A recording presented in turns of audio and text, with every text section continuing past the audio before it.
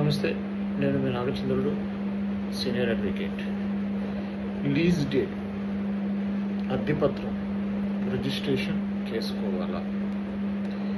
మిత్రులారా, ఒక కేసులో విషయం ఏమిటంటే, ఒక వ్యక్తి వ్యాపార నిమిత్తం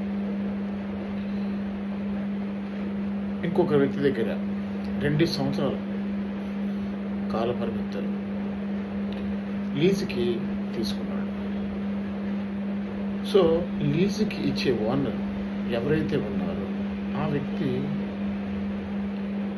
ప్రాపర్టీ ఖాళీ చేయమని చెప్పి లీజు తీసుకున్న వ్యక్తిని ఇబ్బంది పెడుతున్నాడు. సో ఈ రకంగా ఎప్పుడైతే అప్పుడు ప్రాపర్టీ ఖాళీ చేయాలా అంటే, మిత్రులారా, మన దేశంలో రిజిస్ట్రేషన్ యాక్ట్ 1908 అనే చట్టం ఉంది. ఈ చట్టంలో సెక్షన్ 17 సబ్సెక్షన్ డి ప్రకారం ఎవరైనా ఒక రెంటల్ అగ్రిమెంట్ కానీ లేదా లీజ్ డీడ్ చేసుకున్నప్పుడు కానీ 11 నెలలకి మించి మనము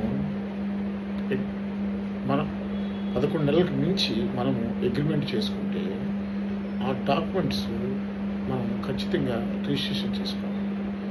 11 నెలల లోపల అగ్రిమెంట్స్కి రిజిస్ట్రేషన్ చేసుకోవాల్సిన అవసరం లేదు. మోర్ దెన్ 11 months అయితే ఖచ్చితంగా సరఛార్జీలు, రిజిస్ట్రేషన్ ఛార్జీలు చెల్లించి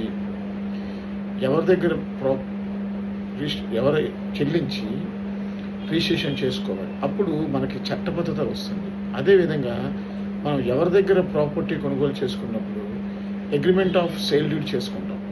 ఆ అగ్రిమెంట్ ఆఫ్ సేల్ డీడ్ కూడా సెక్షన్ 17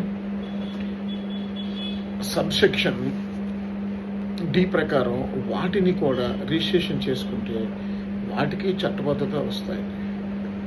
అవి న్యాయస్థానంలో ఎవిడెన్స్గా పనికి వస్తాయి.